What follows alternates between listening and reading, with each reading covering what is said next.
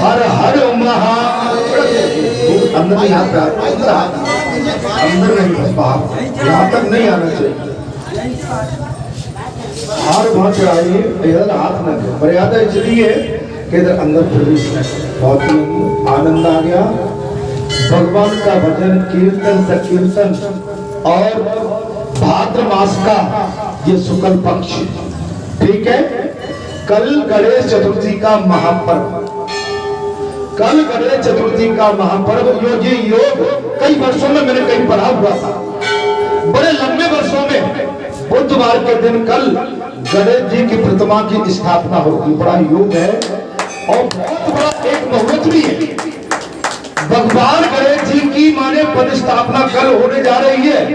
जिस माने बताते हैं 5-50 साल के अंदर पहला योग आया, बहुत अच्छा है शुक्ल पक्ष। इसके बाद में आती है आपकी अनंत चौदस, उसके आगे आपके 15 दिन आपके पुरखों के पितृपक्ष, ठीक है।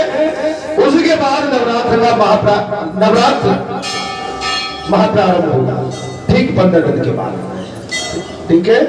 मैं आपसे बस वही विनती करने जा रहा हूं कि मैंने शांति। देखिए आप जैसा बीज डालोगे वैसा ही काटोगे। आप अगर कथा सुनने आए, तीर्थ में स्नान करने आए, तीर्थ में आए, तो आपको रोग, संसार के रोग दोष कलेश, ये निंदा परनिंदा, वो मान कैसे था, वो वस्त्र कैसे था, वो ऐसे था, वो वैसे था, इनसे सबसे परे हटना। अभी प्रातः काल मैंने कहा था, तो आप समझना ये भी विषय बनेगा। अरे आज बाबा नाराज थे, कैसी कैसी बात कही, ये भी नहीं कहना है। ये तो हमने इसलिए कहा है कि आपके कान हमेशा खुले रहे। हमने जो कहा है आपने सुना है। अभी हमने जो कहा सभी ने सुना ना भाई। मैंने कोई व्यक्तिगत किसी कान में बात तो नहीं करी ना, बताइए, वो सबने सुना है। अब ऐसा इसमें जो मैं बता रहा हूं, इसमें जो करता होगा वो गुनहगार है केवल, भाई सब गुनहगार नहीं है, लेकिन इससे जो हद में होगा, ऐसा जो करता होगा वो अपने गुनाह को कबूल करे और कबूल करने के बाद एक अच्छे मार्ग पर चलने की कोशिश करे।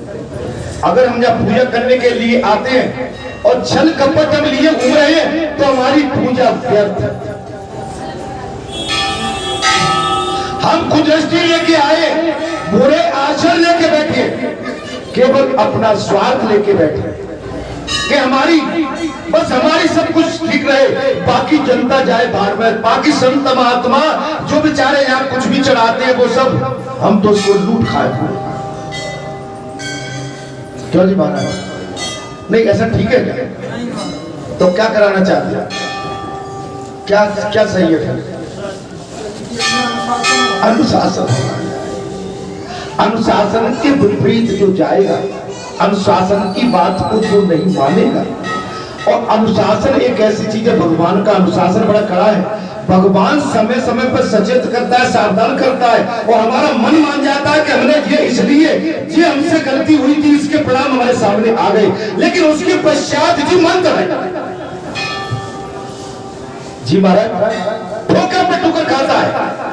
क्यों महाराज? लेकिन अभी जो मैं बात कह रहा हूं उसको तो कहते तो हमसे कह दिया बस।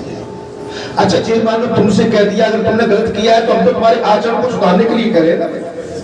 चलो मैंने ये भी माना, क्या माना मैंने? हमने तो केवल आपके आचरणों में एक सुधारा, आपका कल्याण हो, इसमें हमने क्या कहना है? अगर धर्म की गति पर हम ये बात नहीं कहेंगे तो इसमें धर्म की भी अवहेलना होगी।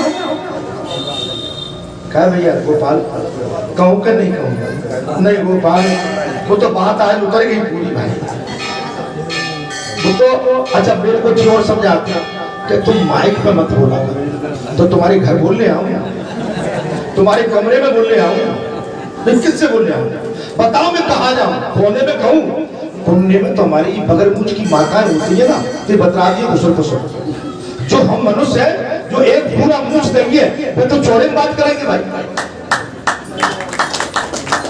भाई मैंने भी ये भी सुना है महाराज कि तुम वहां बोल देते बोले, तुमने कहा बोली, नदी नदी किनारे आ जाओ, कभी पोखर में आ जाओ, तो खेत में आ जा, भैया बता दो कहाँ जा।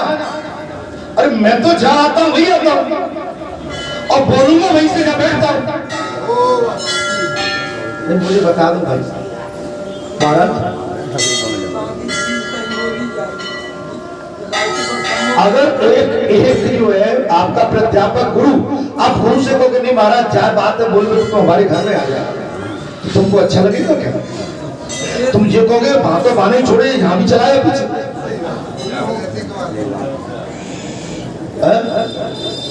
जो कोने में कही जाती है वो चुगली और निंदा होती है, और जो चौड़े में कही जाती है समाज के सामने वो निंदा और चुगली नहीं होती, वो तो जन कल्याण की बात है। सच्चे दरबार की जय।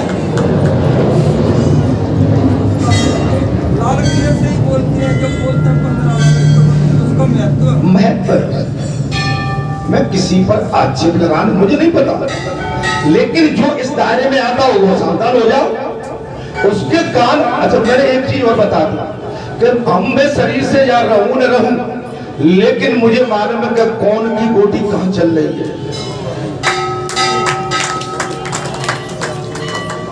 ठीक है, लेकिन मैं तो वो भी नहीं कहता हूं तुमसे, लेकिन गोटी तो मुझे पता है।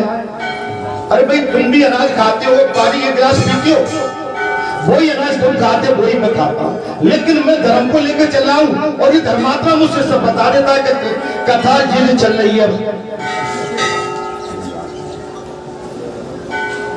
अच्छा गंदगी को तुम साथ जो है मढ़ा तुम्हारे बोलते हैं भीतर बंद करे आना, बामे से भी दुर्गंध देखने आ जाएगा, आ जाए कि नहीं आ जाए? अगर तुम बोले के मंदिर पर चर्चा करो तुझे मत जाने भगत जी पता नहीं है, सब पता है। और मैं तुम्हारे विषय में जहाँ चर्चा करूं तो मैं ये मानूं कि भाई बोले के मंदिर वालों को पता नहीं है, या सीतोलेपुरा वालों को, बहादुरपुर वालों को पता नहीं है, सबको मालूम। समझ में आएगा? बस इतना जरूर होता है कि जो कब उस समय रहता है जब सुनते हैं तुम जैसे भले आदमी की बात, तो उसके बाद लगता है कि मैं तो इनको भला मानता था, ये भी सड़क गए। हट क्या आता है महाराज? मैंने तो अपने मन की बात कह दी, अब आपके मन में छल है तो भले ही तुम झूठी हंसी मेरे से हंसो या झूठी हंसी में तुमसे हंसो। तो मेरे भाई मेरी बात का जवाब है क्या आज ब्राह्मण देवता को? खांसी खुशी बैर प्रीति मत बाधा इमन दावे ना दवे जान। मुझे तो इतनी गंभीर बात है कि मैं तो पचा जाता हूँ जयपुर। मैंने कहा ना मैं तो सब पचा के रखता हूँ, मैं तो सारे में तुमको सब बता देता हूँ कि कौन सी चिड़िया कहाँ बैठी है। मैं बड़े ठाम पैदा हुआ, क्षेत्र का एक चप्पा मुझे मालूम है, नरिया कहाँ है, पिटोरा कहाँ है, बोरा कहाँ है, खड़ारे कहाँ है, मगद्दा कहाँ है, सहसूद कहाँ है, मुझे सब तो मालूम है। बता भाई बंगला कहाँ है, घोड़ा कहाँ है, खासो कहाँ है, नदी किनारों कहाँ है? अरे कहाँ नहीं मालूम है? मैं और क्या गिनाऊंगा भाई? यही पैदा हुआ ना मैं,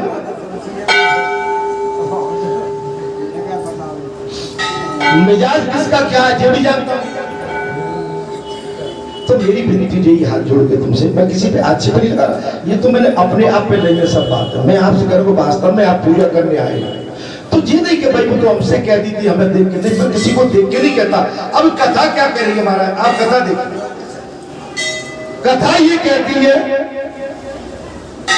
कि जैसे सेतु तीर्थ जैसे विष्णु भगवान है वैसे ही गंगा भी है, और वैसे ही गंगे भी है, और वैसे ही हे हरि है, हे राम सेतु तीर्थ है। ऐसा उच्चारण करता हुआ जहाँ कहीं तीर्थ मार्ग में स्नान करता है उसे वो सब गति को सदगति को प्राप्त होता है। गंध मातर पर्वत पर सेतु में अवधुत है, और योग की बेला में स्नान करके जो पितरों के उद्देश्य से, योग की बेला में स्नान करके जो पितरों के उद्देश्य का कल्याण करने से सरसों भर भी पिंडदान देता है, उसके बल से, उसके हित से पितर माने जब तक सूर्य चांद रहता है तब तक तृप्त रहते हैं। आप अपने पितरों का कल्याण करें, अच्छा जो जितने भी कहते हैं ना कि जी बड़े ठाके पितर के रखे, मुझे तो तुम्हारे पुरखा को दिखते हैं रोज, माने पर तो आनंद में तुम्हारे पुरखा सबके सब। तुम अपने पुरखों की तरफ कभी देख ही नहीं रहे हो मेरे भाई। जब तक पुरखों का ध्यान नहीं दो तब तक तृप्त रहती है केतु, सेतु, पद्मनाभ, गोकर्ण और पुरुषोत्तम। इन तीर्थों में समुद्र के जल में किया जाने वाला स्नान सभी समय में अभिष्ट होता है। अब इसमें तो भाई पुरखों की बात आई तो मैं कहूंगा कि अपने पुरखों का ध्यान रखो, अपने माँ बाप का ध्यान रखो। माँ बाप से बड़ा भगवान संसार में कोई नहीं। जो आज के युग में हम माँ बाप की अनदेखी कर बैठे, माँ बाप की अनदेखी कर बैठे। इसलिए आप सभी से मेरा अनुरोध है कि हम अपने आप को देखो। वो तो कथा मुझसे ही कह दी, आज तो कथा चल गई।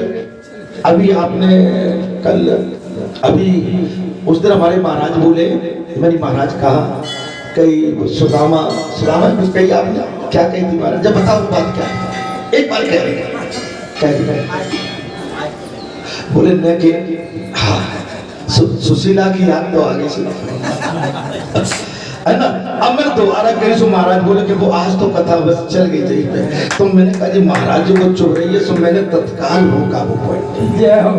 भाई बात तो आपने ही दी ना मुझे, भाई बात किसने दी थी मुझे? अभी सुशीला सुदामा की बात तो करना। अच्छा सुशीला सुदामा तो तपेश्वरी है महाराज, हम आपकी अर्धांगिनी सुशीला जी हैं, आप सुदामा हैं, तो हम एक पति पत्नी को एक दूसरे के प्रति सद्भाव प्रेम भाव रखना चाहिए और रखना भी चाहिए।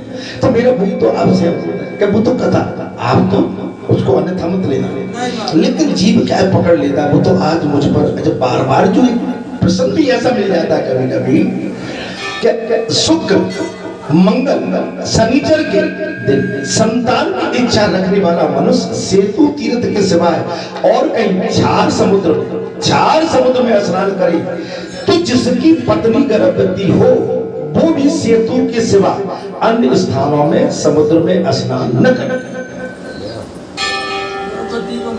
गर्भवती माता को ऐसे सरोवर में स्नान नहीं करना।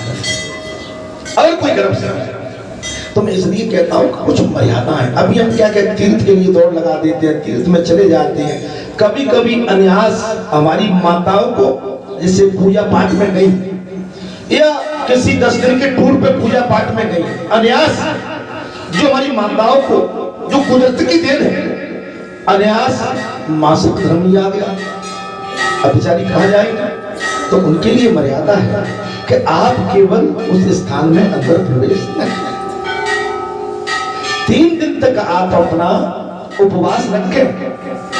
जो तीर्थ में आपके साथ यात्री है, आपके परिजन है, आपका परिवार है, ठीक है, उनसे भी आप ज्यादा चर्चा न करें, उनसे दूरी बना के रखें। जब आप भोजन या प्रसादी ग्रहण करें तो उनके साथ न बैठें, एकांत में बैठ के आप भोजन ग्रहण करें। ऐसा होता है ये कुदरत की देन है, ये परमात्मा की देन है। इनमें मेरी बेटी मेरी माताओं का कसूर नहीं है कि लेकिन इसके बगैर संसार भी तो आगे नहीं चलेगा। अब इसमें इनका क्या कसूर है, लेकिन उसके लिए भी मर्यादा, हम मर्यादा में रह के। अब अच्छा हम चूंकि मालूम है कि हम इस समय में उस धर्म में आ गए, लेकिन फिर भी श्रृंगार करके सबके बीच में हंसते खेलते खाते टोला बन के आप घूम रहे हो, तो ऐसे पेट में हंसा जाता है, न ज्यादा बात की जाती है, न ज्यादा खाया जाता है, बस उस संकट के समय को निकाला जाता है। अब मेरी माता कहते भाई बाबा जी के, मैं वही कह रहा हूं जो शास्त्र कहता है, सेतु का स्नान सदा उत्तम है। गर्भवती माताओं को उसमें स्नान नहीं करना चाहिए। दिन तिथि और नक्षत्र के नियम सेतु से भिन्न तीर्थों के लिए सेतु नदी में नदी और समुद्र के संगम में गंगा सागर और संगम में कोण तीर्थ में पुरुषोत्तम तीर्थ में भी सदैव समुद्र स्नान विधान है। इन तीर्थों के अतिरिक्त और कई बिना पवित्र के समुद्र जल का स्पर्श न कर। महाराज और किसी जल को स्पर्श न करें। लेकिन हम क्या करते हैं कि झुंड के झुंड कभी अन्यास मालूम ही नहीं है, हम अच्छे सरोवर को देखते हैं, उसमें घुसने की कोशिश करते हैं, उस जल को लेने की कोशिश करते हैं, लेकिन उस जल की पात्रता क्या है, उस जल की पवित्रता क्या है, उस स्थान की पात्रता क्या है, उस स्थान की मर्यादा क्या है, हमको ये ध्यान में रखना चाहिए। हमको प्रसाद का वितरण होता है, मेरी माताएं बहुत चिल्पो करती है प्रसाद के टाइम में, बहुत चिल्पो। माताओं को तो शांति से कतार में रह के और लाइन में लग के मर्यादा के दायरे में आपको प्रसाद ग्रहण करना चाहिए। चिल चिल पो कहीं भी आप देखोगे माने अभी प्रसाद बनने दो तो बहुत चिल्चो। प्रसाद को भी हम चिल्ला के ले रहे हैं, अल्लाह करके ले रहे हैं। प्रसाद तो भगवान का आशीर्वाद है और आशीर्वाद को हमेशा शांति से ग्रहण किया जाता है। अगर हम भोजन करने थाली घर में बैठे हुए, अब हम भोजन करते समय खाओ खाओ खाओ, जे ले आओ, पापड़ ले आओ, पूड़ी ले आओ, खीर ले आओ, ये ले आओ, वो ले आओ, इसी में हम बोलते रहेंगे तो खाएंगे कब? माने प्रसाद थाली आई तो उस समय साइलेंट, उस समय बात नहीं करना। लेकिन हमारी माता एक पल नहीं रह सकती, बगल में पंगत में बैठ जाएगा, आओ अब तो वो भी बात खत्म हो गई। अब तो टॉयलेट बन गए महाराज। हमारी माताएं गांव में दिशा मैदान को जाती थी तो उनको घर में टाइम नहीं मिल पाता, दिशा मैदान में बिल्कुल ऐसी बिल्कुल झुंड के झुंड लगे, अपनी अपनी कहने लगे। मेरी माता जानती हूँ, पुरानी माता बैठी होंगी, ये क्या चीज है? हम गंदगी कर रहे हैं, हम मलमूत्र को त्याग रहे हैं, हम उस समय भी अपनी वाणी में गंदगी लिए बैठे। उस समय तो वाणी को साधा जाता है, मुंह को उस समय भोजन करते समय कम बात करते हैं। प्रसाद चढ़ाते समय शांति रखिए। जो प्रसाद चढ़ा रहा है उसको भी शांति रखना चाहिए, उसको मर्यादा में रहना चाहिए, और जो प्रसाद चढ़ाने आया है उसको भी मर्यादा में रहना चाहिए। सीता और लक्ष्मण के साथ भगवान श्री रामचंद्र जी ने ये सब देवताओं, पितरों और मुनियों के सुनते हुए भी प्रतिज्ञा की। माने हमको लगते कहाँ है, भगवान राम ने, लक्ष्मण ने, माता जानकी ने अपने पुरखों की कल्याण के लिए पिंडदान किया। हम अपने पुरखों को भूल जाते हैं। अभी 15 दिन में भी बहुत मुश्किल हो जाएगी।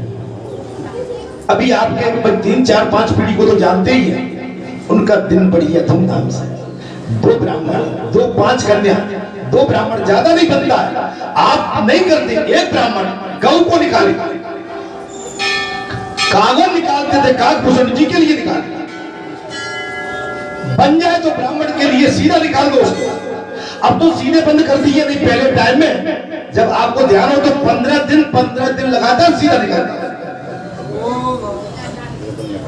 नहीं, निकलते थे, निकलते। अब तो रेडीमेड काम हो गए, कुछ बचा ही नहीं हमारे पास।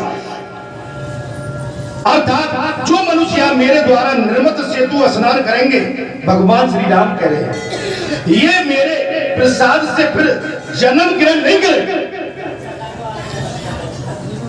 आपको जन्म और मृत्यु के चक्कर में नहीं पड़ना पड़ेगा, मेरे अनुसार आप चलेंगे तब। अब आप यहाँ पर बालाजी धाम में आए, हमने जो कथा कही तो कई लोगों को चुभ गई होगी। महाराज जैसे बिच्छू डंक मारता है ना, आप समझे? मैंने तो ये कही कि जब हम पक्के सेवादार हैं, सेवादार का मतलब जानते हो महाराज? हमारे राजा हरिश्चंद्र जी ने रात में राजपाट त्याग दिया था, सुदामा जी के लिए सुदामापुरी बनाई, लेकिन सुदामा जी ने उसमें प्रवेश नहीं किया। प्रहलाद जी को भगवान ने स्वयं दर्शन किए, लेकिन प्रहलाद जी उस गृहस्थी से फिर भी दूर रहे। ध्रुव जी, मीराबाई, राज परिवार, लेकिन उसके पश्चात भी दूरी रही। हम संत बनना चाहते हैं, महंत बनना चाहते हैं, लेकिन हमारे अंदर हम जब पढ़ाई के लिए आते मर्यादा होना चाहिए। आप यहाँ के प्रमुख हो, आप यहाँ के महंत हो, आप यहाँ के पुजारी हो। पुजारी महंत की दोनों की कर्तव्य बनता है कि कसौटी पे खड़े होना चाहिए। अगर पुजारी और महंत ही हिल गए तो आप आम भक्तों को किस तरह से बताओगे? आप तब कह पाओगे तब स्वयं खड़े हो गए। बोल सच्चे दरबार की जय। कई माताओं के 10 का नोट टपक गया। यहाँ की पवित्रता वही है कि जिस भक्त को 10 का नोट मिला वो तत्काल ऐलान कराए और उस माता को सौंप। लेकिन वो 10 का नोट टपका या 100 का नोट टपका किसी ने जेब में डाल लिया तो आपकी पूजा बिल्कुल खंडित हो गई। मैंने क्या कहा है? सत्य में भी जाते। अरे भगवान ने मौका दिया, मैं तो अपना धन्य जीवन मान रहा हूं। मुझ जैसा संसारी जीव आप समझ सकते हैं। मैंने अपनी सूझबूझ से इस समय इस जन्म में कोई अच्छे कार्य नहीं किए। मैं संसारी जीव हूं। मैं बताता हूं कि मैंने इस जीवन में कोई अच्छे कार्य नहीं किए, लेकिन मुझे जो इस जीवन का लाभ आज मिला है मैं ध्यान करता हूं।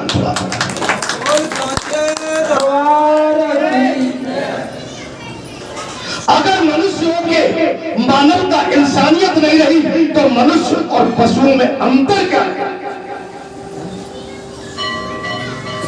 अरे पशु तो फिर भी वफादार होते हैं, लेकिन मनुष्य बेवफा हो गया। मुझे जवाब ये क्यों? चापलूसी नहीं, ये बताया कि हमारा जहर महाराज, हमारे महंत जी, हमारे भगत जी, हमारे पंचजन, हमारे संतजन हमारे शरीर का विकार और जहर धोके रखते। हमारा शरीर, हमारा स्वाब, हमारा मन निर्मल हो जाए। बात तो है। हम जब कोई कपड़े ड्राई क्लीन में डालते हैं, ड्राई क्लीन में हमारे कई कपड़े जाते हैं महाराज, हम धोबी से कह के आते हैं कि भैया दाग बाग सब साफ कर देना। क्या कह के आते हैं? बता गोपाल, मैं दाग लगे कपड़े उठा लाऊंगा। देखो अरे हटाओ भाई, दाग लगा। ऐसे ही तुम यहाँ पर आते हो, अपनी ड्राई क्लीन कराने आते हो। अगर तुम यहाँ से दाग लग के जाएंगे तो तुम्हारे घर वाले, परिवार वाले, गांव वाले, गली वाले, राहगीर तुमसे यही कहेंगे कि तुम सत्संग में गए थे, लेकिन इसके पश्चात भी तुम्हारे शरीर में, तुम्हारी बॉडी में संसारी दाग लगे।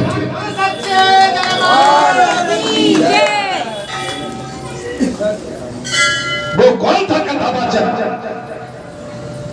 वो कौन था संत महंत जिसने तुम्हारी धुलाई नहीं करी, तुम्हारे विकार नहीं थे? क्या चाहते हो उससे? अरे नहीं, आनंद नहीं आ रहा। वो तो आपने धीरे से कह दिया। नहीं महाराज, जब विदुर रानी ने कही, वो भगवान ने विदुर रानी से कही कि नहीं, वो आनंद नहीं आया था जो चिकले दिए थे। कर तो दिया हाँ, लेकिन वो आनंद नहीं आया। हाँ सही बताओ, सुशीला की याद तो नहीं आ रही? सही बताओ। अब तो आदत पड़ गई है। आदत तो आपसे नहीं नहीं, याद तो सबको करते रहना चाहिए, याद में कोई बात नहीं है, लेकिन तुलसीदास बन के पीछे मत भाग ले। आप समझ रहे बात? कुछ हंसाने वाली बात है, बुरा मत मानना महाराज। हम भी तुलसीदास बन गए थे एक बार। चलो आपसे कहेंगे तो आपका हमारी धुलाई कर डालेगा। हाँ, अरे कभी कभी तुलसीदास बनना भी पड़ता है। अगर तुलसीदास नहीं बनोगे तो फिर भैया रत्नावली तुमको ज्ञान कैसे देंगे? गोपाल भैया, भैया मेरे को तो शिक्षा मिलती है महाराज। बोले बस मत कहा तो भैया वो कौन सी जगह खाली था मेरे आगे जवाब। मैं यहाँ किसी को विशेष टारगेट बना के बात नहीं कर रहा हूँ। हमारे पे आप में जो भी कोई कमजोरी है वो हमारे सबके अंदर कुछ ना कुछ कमजोरी, ठीक है? इतना मजाई करो बर्तन की कि चमक आ जाए, ठीक है? आप इतने बढ़िया स्वच्छ वस्त्र पहनो कि जब चलो तो आनंद आ जाए। आपको ही आनंद है, हम किसी को नहीं। हम जो वस्त्र धारण करते हैं, आभूषण धारण करते हैं, अगर हमारा मन संतुष्ट है तो हमने समझ लिया सब संतुष्ट है। और हमारा मन ही संतुष्ट नहीं है, वस्त्र तो ला रही है, लेकिन वस्त्र लादे शरीर में ठसक नहीं है, शरीर टेढ़ा हो रहा है। जेबल लाद रही है, महाराज अच्छे से अच्छे वस्त्र लाद रही है, लेकिन शरीर पर वो उसका आनंद नहीं आ रहा है, तो वो कहना मत है। बच्चों, जो मनुष्य यहाँ मेरे द्वारा निर्मित सेतु में स्नान करेंगे, वे यहाँ मेरे प्रसाद से फिर जन्म ग्रहण नहीं करेंगे। बालाजी भगवान कह रहे हैं सच्चे मन से जो कौन आता है, ढोलक बजाने आए मेरे भैया, हाथ चले जाते मत जाए, है ना। हाँ, देखो ज्यादा कमाई के चक्कर में, अच्छा कमाई कौन बुरी लगती है मेरे भाई, अच्छा मेरे बराबर तो तुम नहीं होगे भाई। मेरे पास तो इतने ऑफर उस समय आते थे, आज भी आते हैं, लेकिन मैं तो भैया एक को बन के रहा हूँ, एक के बन के रहा हूँ। जैसे भगवान राम ने मर्यादा बांध दी थी, बोले नहीं नहीं भैया हम तो मर्यादा में, हम तो एक के बन के रहे। अब तुम इधर उधर भटकोगे तो महाराज फिर यहाँ तो पिटाई होगी तुम्हारी, तुम्हारे हाथ नहीं चलेंगे, तुम्हारी उंगली नहीं चलेंगे, आ जाते। मैं तुम्हारी हुक्म की बात कर रहा हूँ, ठीक है भाई। यहाँ तुम्हें कुछ कुछ मिल जाता है, यहाँ तो तुम्हारी सेवा का अधिकार है, वो मिलता है। अच्छा हम कुछ छोड़ के देंगे, हम त्याग करके देंगे। अच्छा तुम जितना भी लाओगे यहाँ नहीं कर पाओगे तो बालाजी तो कहेंगे कि तुमने मेरी मजदूरी में जो है कमी छोड़ी। भाई मैं बार बार तुम पे कह रहा हूँ, आज तुम बढ़िया बजाते तो मेरे मन में भाव आता कि नहीं नहीं आज आनंद कर दिया। देखो ताली दोनों हाथ से जी महाराज, मेरे सेतु के दर्शन मात्र से सब पाप नष्ट हो जाते हैं। बालाजी धाम में आयो, लेकिन सच्चे मन से आयो तब पाप नष्ट होंगे, और संसार की पंचायत लेके आयो तो पाप नष्ट नहीं होगा। तुम भगत जी पर छीटा कसी करने आयो तो नहीं होंगे। देखना जो बात चलेगी चलेगी, बचना बच्चों को कथा वही कह रही है। राम सेतु में रक्षा के लिए भगवान महाविष्णु सेतु माधव नाम से प्रसिद्ध होकर निवास करते हैं। माघ के महीने में जब सूर्य नारायण श्रवण नक्षत्र में स्थित हो, तब रविवार के दिन सूर्य के सर्वोदय काल में यदि नागकर्ण सहित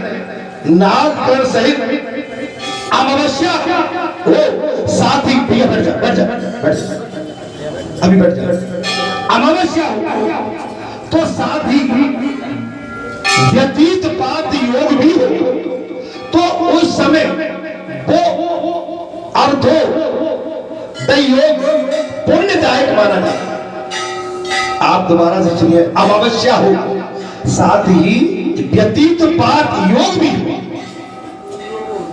योग पुण्यदायक माना जाता है। उस योग में सेतु तीर्थ में किया हुआ स्नान भगवान कहते हैं रामुज मुक्ति का कारण बनता है, मुक्ति का प्रावधान है। आप पक्के मन से अगर बालाजी धाम में तीर्थ में राम सेतु कहाँ जाओगे, रामेश्वर जाने में आपके 2, 5, 10 हजार 20 हजार रुपए खर्च होंगे। आपके लिए राम सेतु आप इसी को मान लो जी, चंगा तो कचौड़ी में तो आपका कल्याण तय ही है।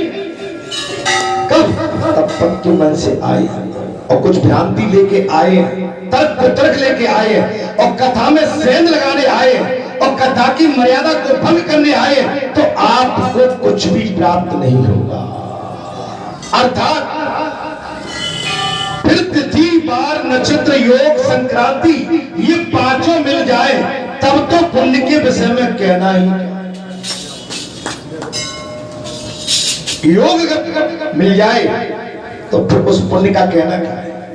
नक्षत्रों में श्रवण तिथि में अमावस्या, योगों में व्यतीत पात और दिनों में रविवार यहाँ के लिए श्रेष्ठ है। अमावस्या सेतु तीर्थ में और रविवार का ये सर्वश्रेष्ठ है। मकर राशि में सूर्य के स्थित होने पर यदि पूर्वोक्त चारों का योग हो तो उस समय जो मनुष्य सेतु तीर्थ में स्नान करता है वो मानव फिर कभी माता के गर्भ में नहीं जाता। वो माता के गर्भ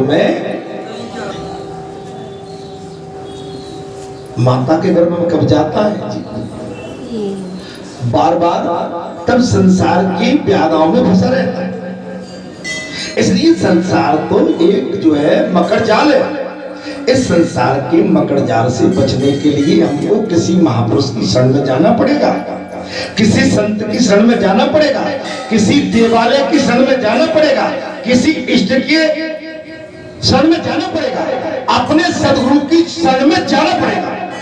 आप जाओगे आपका कल्याण डायरेक्ट हो जाए, भगवान से मिल जाओ, नहीं मिलेंगे। आप आपके सदगुरु के माध्यम से आपका परमात्मा से मिलन होना तय है। आपका सदगुरु जो आपको मंत्र देता है, मूल मंत्र, आप जब मूल मंत्र का जाप करते हैं तब आप अपने सदगुरु के चरणों में अनुराग रख के उस महामंत्र का जाप करने बैठते हैं। लेकिन हम सदगुरु को भूल के डायरेक्ट भगवान से जोड़ने की कोशिश करते हैं। नहीं, आप जाओगे क्रमबद्धता से।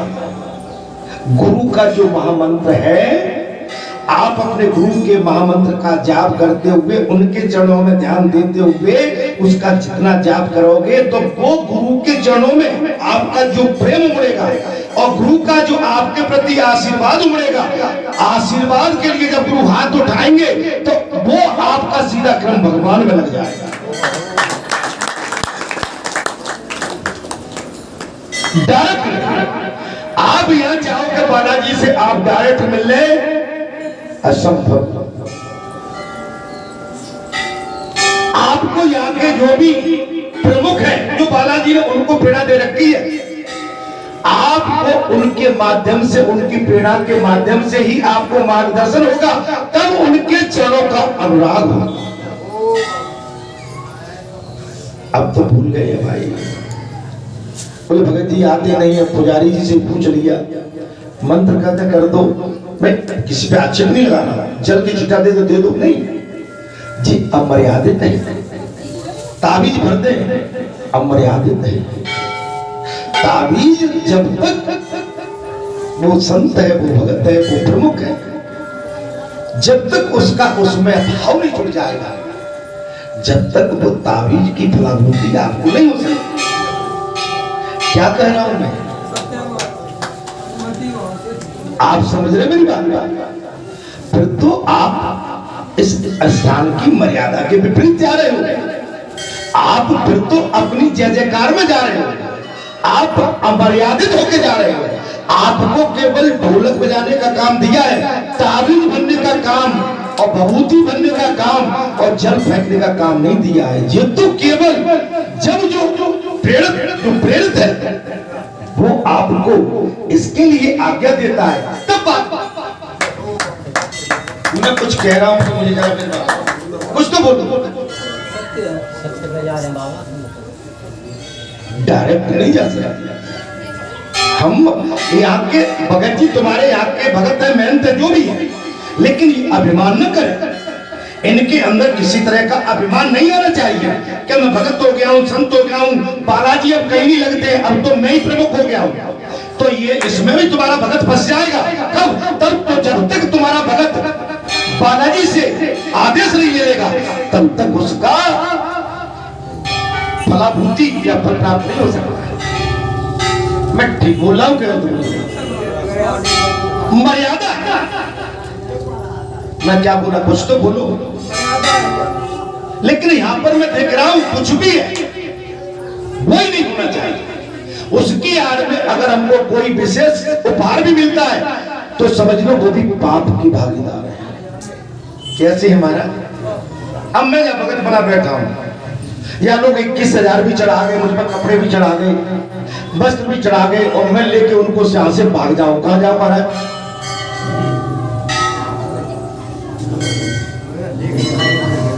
तुझे कहाँ की भला भूत है? मैं तो आज आपसे पूछ लेता हूँ, चलो मैं तो साधारण प्रश्न कर रहा हूँ। आगे की गल रुक जाएगी महाराज, अबे तो तुम्हें अच्छा लगा। अबे अच्छा लगा। मुझे जय आपने जो किया है उसकी भरपाई तुम्हें करना पड़ेगी, इस जन्म में नहीं तो अगले जन्म में करना।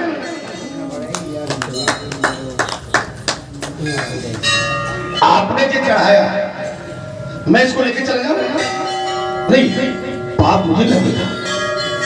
आपने तो भगवान, ये भगवान का है, ये पंचों का है, ये धर्मार्थ धर्मों का है। हमारा इस पर कदापि कोई अधिकार नहीं। जय हो। यही तो तपस्या है, यही तो त्याग है, यही तो वैराग्य है, यही तो साधना है।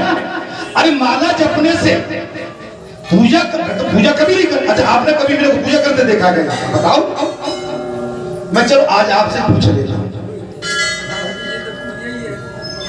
अरे पूजा तो आपके धर्म कर्म से, आपकी मर्यादा से, आपकी दिनचर्या से, आपका अमोघ जो तपस्या है, वैराग्य है, पूजा तो कोई चलती है और 24 घंटे चलती है। एक की बात तो कौन करे, 24 घंटे पूजा चलती है। बोलता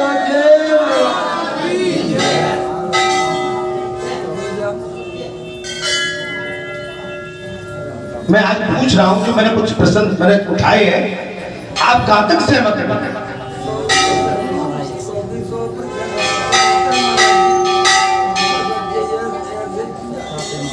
घर घर नहीं, मैं आप किसी पे आप देखो कोई तो गड़बड़ हो जाती है। या गड़बड़ क्या हो रही है कि आपने वो अपने पे फिर ले लिया। नहीं महाराज, मैं किसी पर आक्षेप नहीं लगा रहा, मैं तो केवल वो कह रहा हूं कि जो धर्म क्या कहता है, हमारा कर्तव्य क्या है। हमको पानी पीने मिल रहा है, यहाँ पर बढ़िया भंडारा मिल रहा है, बढ़िया अन्न मिल रहा है, यहाँ पर सीताराम का भजन मिल रहा है। इससे बड़ा कल्याण तो हमारा जीवन में हो ही सकता है। और टाइम बे टाइम पे हमको वस्त्र भी मिल रहे हैं। बताओ अब क्या चाहिए आपको? ये ठगनी किसी की नहीं है। इसके चक्कर में पड़े तो मारे जाओगे, बच नहीं पाओगे। आप पूर्व जन्म के पुण्य अभी कुछ आप बचा ले जाओगे, लेकिन जब इसकी मार पीछे लगती है तो अच्छे अच्छे धराशायी होते हुए देखेंगे।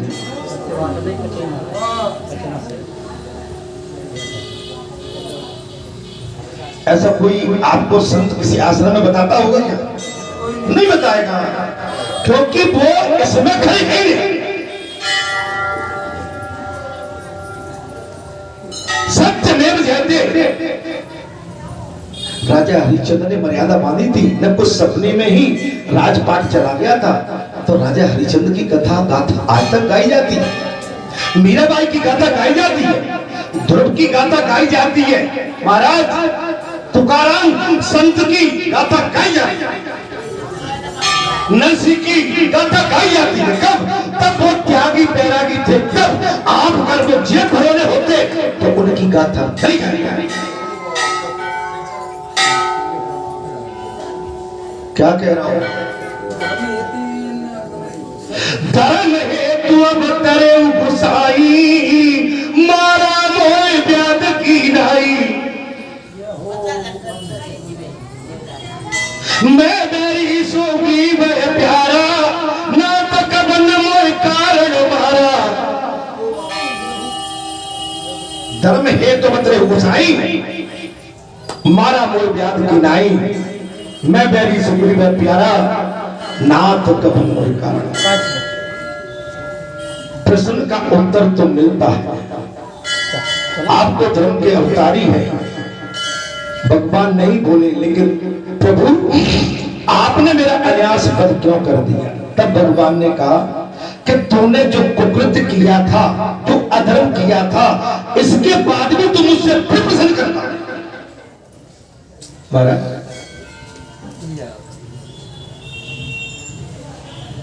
आप अपनी करनी का कुकर्म देखिए, सत्कर्म अधर्म, धर्म और अधर्म हम दोनों जानते हैं कि हमने कौन सा अच्छा कार्य किया और कौन सा गलत किया। इस मेले में झुंड में आई थी, मैंने यहाँ से दृष्टि किस माता पे गलत डाली। चलिए मैं मैंने इनमें से किसको ईर्ष्यावश देखा तो ये तो फैसला होगा। मैं इन आंखों से और मैं अपने मन को अपनी वाणी से अपने आप को लाख समझाऊं, मैं इस पाप से बच नहीं सकता। ये तो दोष मुझे लग गया, ये तो पाप मुझे लग गया, मैं पाप से बच नहीं सकता। समझ में आई महाराज? करनी का फल भोगना पड़ेगा, जैसा बोया है वैसा काटना पड़ेगा।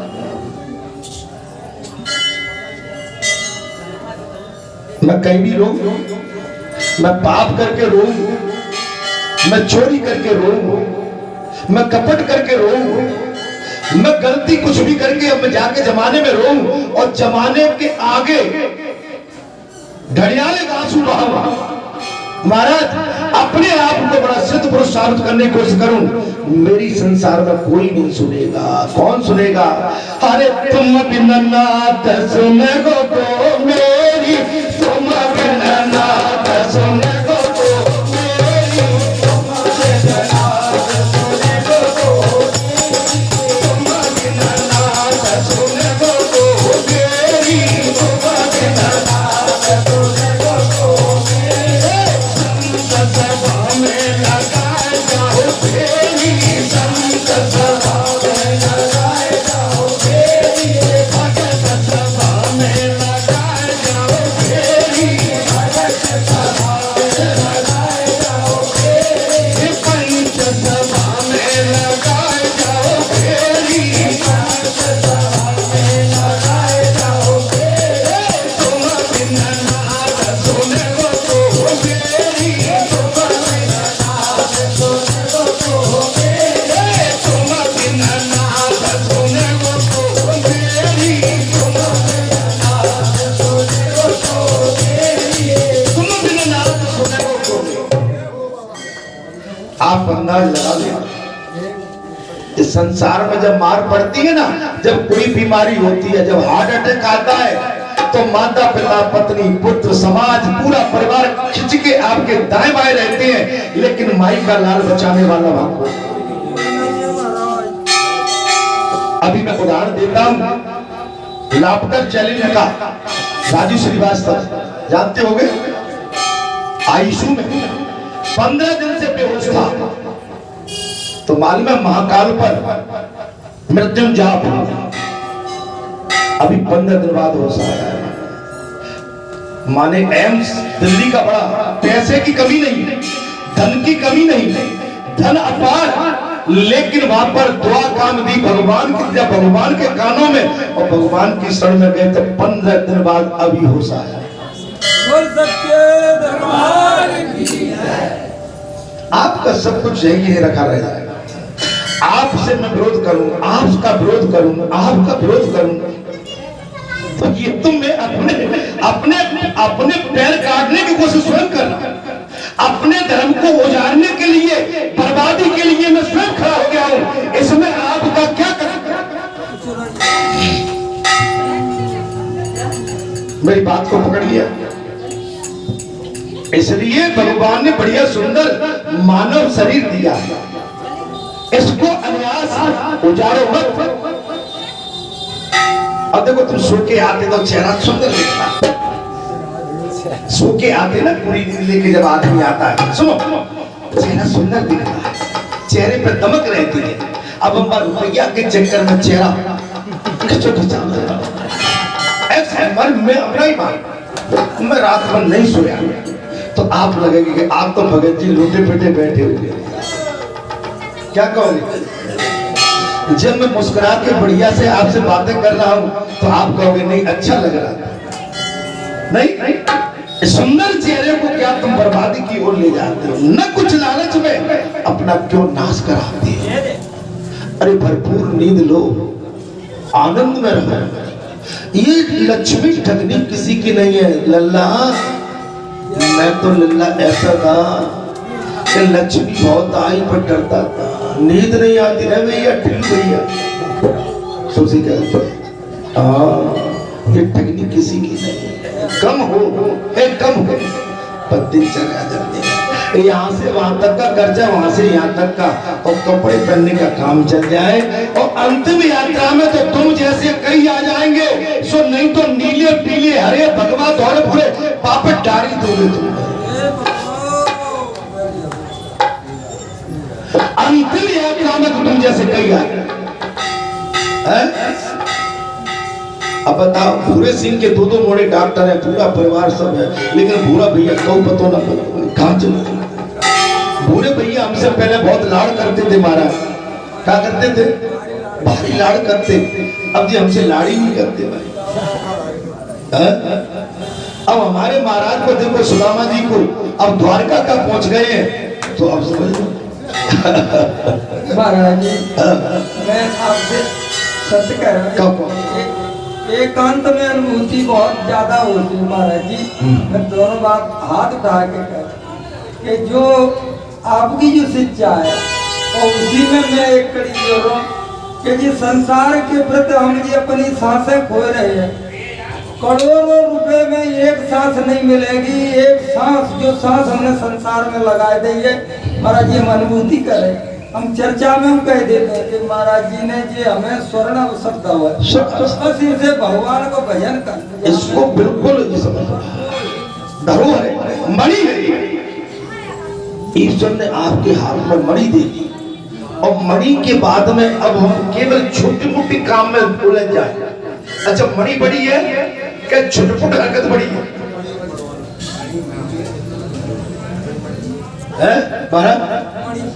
मणि को लेके घूमो ना। मणि यहाँ जाएगी, अगर सच्चे मन से तुम मणि को अपने हृदय में और अपने ब्रह्मांड में बसा लोगे, तो आपका हृदय भी उजाला करेगा, आपका ब्रह्मांड भी उजाला करता हुआ चला, जहां भी जाओगे रास्ता होता हुआ चला जाएगा।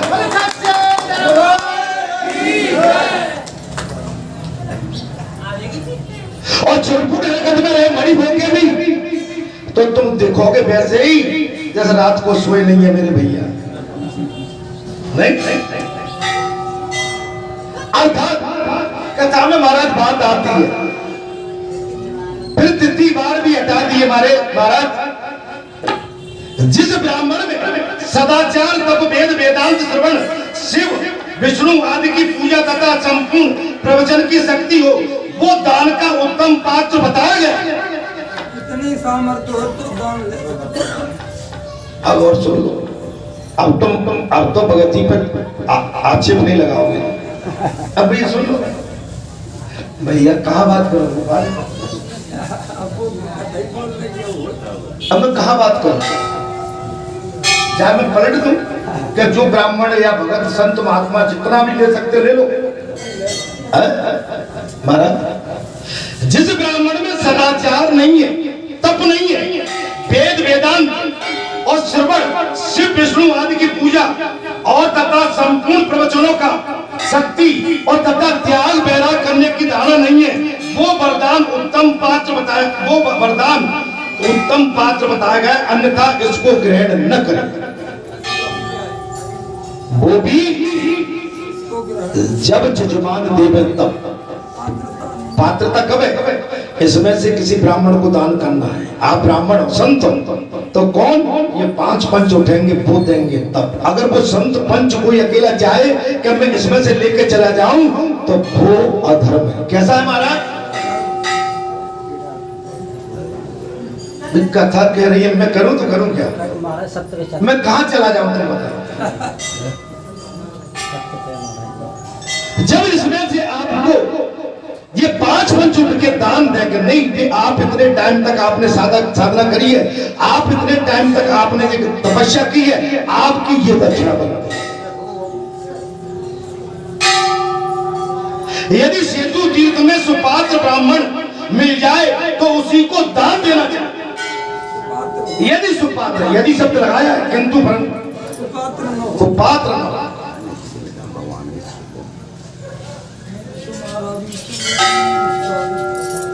अब आपने दे दी, वो ब्राह्मण अब शाम को एक अद्धी, एक पाव या लहसुन प्याज या डॉट जो भी, ब्राह्मण से मतलब कोई तो वो आपका दिया हुआ दान अधर्म में गया। अच्छा, उसको तो लगेगा ही लगा अधर्म का। अब साथ में जिसने दान किया उसको भी लग जाएगा।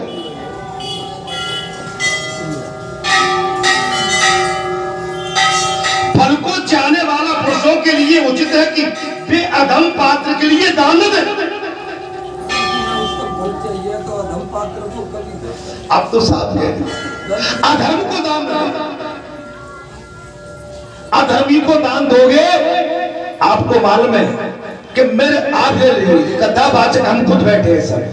अगर हम अधर्मी हैं, आपने अगर अधर्मी को दान दिया तो जी आपका यहाँ का दिया हुआ दान जी अधर्मी उठा के ले जाएगा और इसको गलत रास्ते में लगा देगा, तो आपका किया हुआ दान बेकार। बोल बालाजी महाराज की जय। कहाँ बोल जय बोल दूं? जय बोलूं कर अब मैं क्या करूं? नहीं कहाँ बोलूं बात ये कथा फिर कह रही है, यदि सेतु तीर्थ में सुपात्र ब्राह्मण मिल जाए तो उसी को दान देना चाहिए। सुपात्र पक्का बैरागी ब्राह्मण मिल जाए तो ही दान देना चाहिए। और फल को चाहने वाले पुरुषों के लिए उचित है कि वे अधम पात्र को, अधम ब्राह्मण पात्र जो भी है उसको दान न दे। अगर कोई ब्राह्मण, मैं हूं आपका ब्राह्मण गोपाल, मैं ब्राह्मण हूं, मैं यहाँ चोरी करूंगा, मुझे दान दोगे आप? नहीं दोगे। दोगे तो अधर्म के भागी। अधर्म के भागी भैया, सांस नहीं है मैं बता रहा। अब तुम कहते हो कथा तो सुबह से चल गई महाराज और कथा लग गई,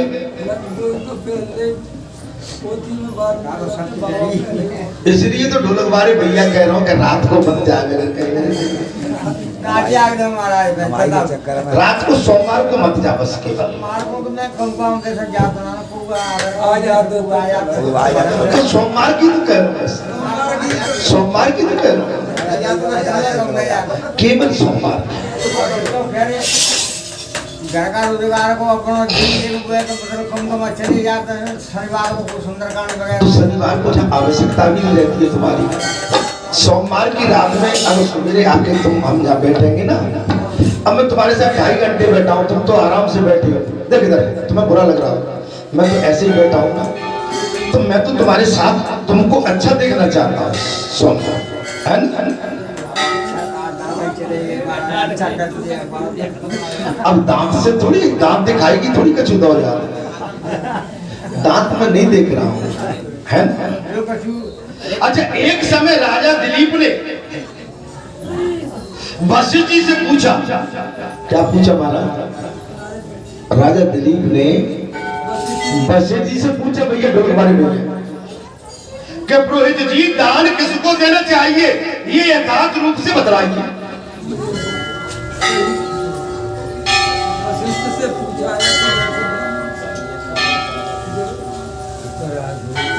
आपका गुरु अगर आपको मार्ग दिखाता है तो उस पे आपको सुनना चाहिए, न कि बोलना चाहिए। बोलने से तुम्हारा कल्याण नहीं होगा। तुम स्वतंत्र हो, जहां भी जैसा करो, मुझे कोई लेना देना नहीं है तुमसे, ठीक है? लेकिन मेरा आशय इतना है कि तुम मेरे साथ आते हो, जहां बैठते हो, इसलिए मैं चाहता हूं कि तुम्हारे अंदर उतनी नम्रता, विनम्रता, इतनी त्याग वैराग्य हो। वही तो बात चल रही है भाई, त्याग वैराग्य की तो बात चल रही है। एक समय की बात है महाराज, अब सुन लो। राजा दिलीप ने वशिष्ठ जी से पूछ लिया, पुरोहित जी दान किसको देना चाहिए? वशिष्ठ जी बोले, वैदिक आचार के पालन में लगा हुआ ब्राह्मण समस्त दान पात्रों में सर्वोत्तम वेद है, सर्वोत्तम वैदिक आचार। अपनी धर्म नीति में लगा हुआ ब्राह्मण सर्वोच्च बात है। अगर ब्राह्मण किसी धर्म से नहीं जुड़ा है, अगर एक ब्राह्मण कहीं सुबह से निकले के कहीं भी दुर्बल निंदा करता है, यहां से निकल के, जैसे मैं ब्राह्मण मान लीजिए, बालाजी के गेट पे 4 मिल गए बाहर निंदा, टोल टैक्स पे, वहां मिल गए 5 निंदा, आगे चल के 10 निंदा, पीछे चले गए बादरपुर सीतोले प्राई तरफ 50 निंदा। अगर कोई अपात्र ब्राह्मण दिन भर निंदा करता हो और आप चाहो कि उसको दान दे दो, तो क्या आपका दान लगेगा या नहीं लगेगा?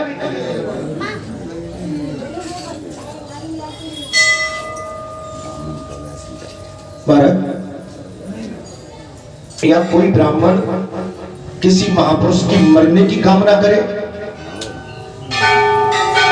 किसी संत की कब, तो ये दान कहां लगता है?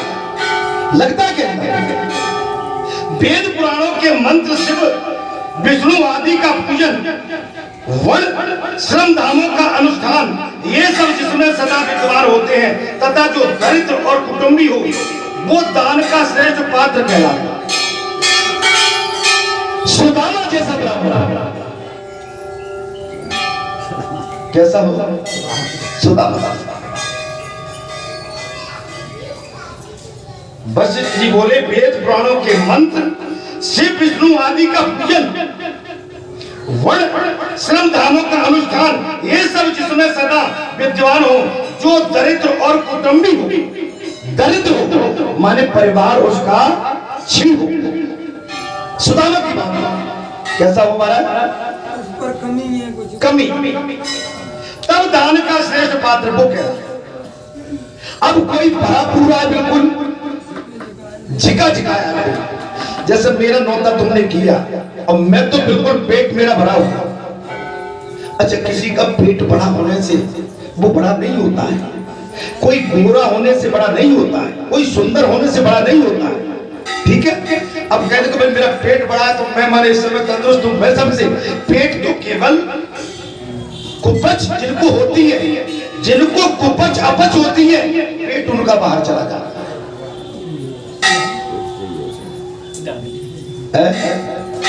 बुरा लग रहा है किसी को? डॉक्टर साहब दबा रहे हैं।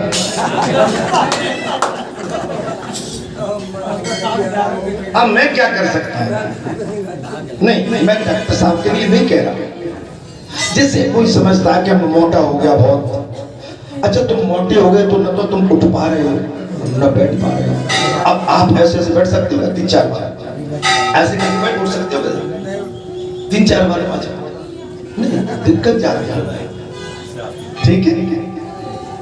आप समझ लो कि जब हमारा शरीर ही काम नहीं करे, ऐसा मोटापा, आपकी स्लिम बॉडी होना चाहिए, आप आहार सीमित लो। क्या हमको रात्रि में माने 3-4 चपाती लेना, क्योंकि रात्रि में मुश्किल से पच पाएंगे, ठीक है? उसके मिश्रण के लिए दूध ले लो, 1 कप ले लो, मग्गा ले लो, गिलास ले लो, जो आपकी क्षमता है, वो उसको डाइल्यूट करेगा, आपका पेट हल्का रहेगा। और पेट हल्का रहेगा तो आपकी साधना में मन लगेगा। अब आप सुबह 3 बजे उठना है, मोशन नहीं हुआ क्लियर आपको, तो आप कैसे बैठ लोगे? अगर आपके अंदर मल भरा हुआ है रात्रि का, आपने जो खाया था वो मल अभी तक बाहर नहीं गया, आप कैसे जान लोगे कि हम बोल पाएंगे, चल पाएंगे? आप जब तक संयमित नहीं रहोगे, जब तक कल्याण तय नहीं है। वेद पुराणों के मंत्र, शिव विष्णु आदि का पूजन, वर्ण श्रम धामों का अनुष्ठान, ये सब जिस सदा विद्यमान हो, जो दरिद्र और कुटुंबी हो, वो दान का श्रेष्ठ पात्र कहलाता है।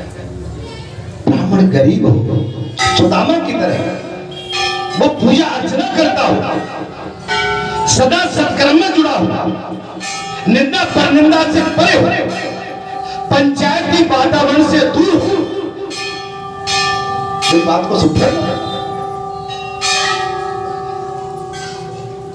वो केवल भगवान जो देवता है उसी में प्रसन्न हो, जो भगवान का दिया हुआ जल अन्न उसको मिलता है उससे संतुष्ट हो,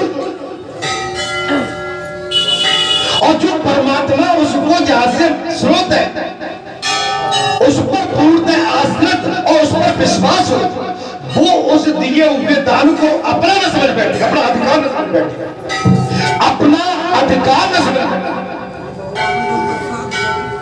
मेरी बात को पकड़िएगा, वो दिए हुए दान को अपना अधिकार न मान,